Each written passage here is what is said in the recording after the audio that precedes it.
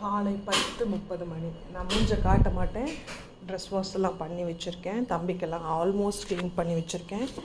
இன்றைக்கி தேதி பார்த்திங்கன்னா 13.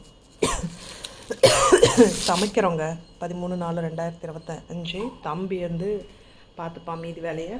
ஸோ கொதிக்க கொதிக்க கொதிக்க கொதிக்க கொதிக்க அப்பா எத்தனையோ நாட்கள் கழித்து தம்பியோட ஸ்பெஷல்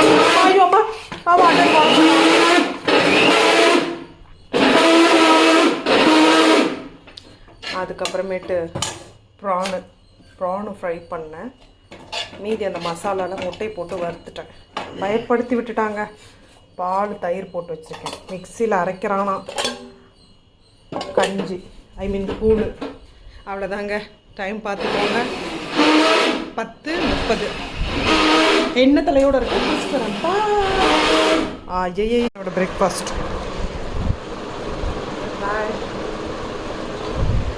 மக்களே, சில்வித்து ஜீவிக்கு மணி 2:05 வரவேற்கிறேன். இட்லியை தம்பி ஏமாற்றி போட சொல்லி தம்பி கறி குழம்பு வச்சு ஏமாற்றி வாங்கிட்டு வந்து உட்காந்து சாப்பிட்டுட்ருக்குறா. அதை கூட போட்டுக்க மாட்டேன், டிவி பார்த்துட்ருக்கா.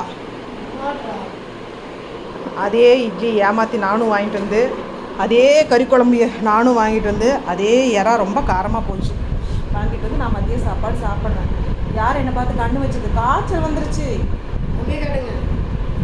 தம்பி வேலை செஞ்சிட்டு இருக்கான், நீ உக்காந்துட்டு இருக்க.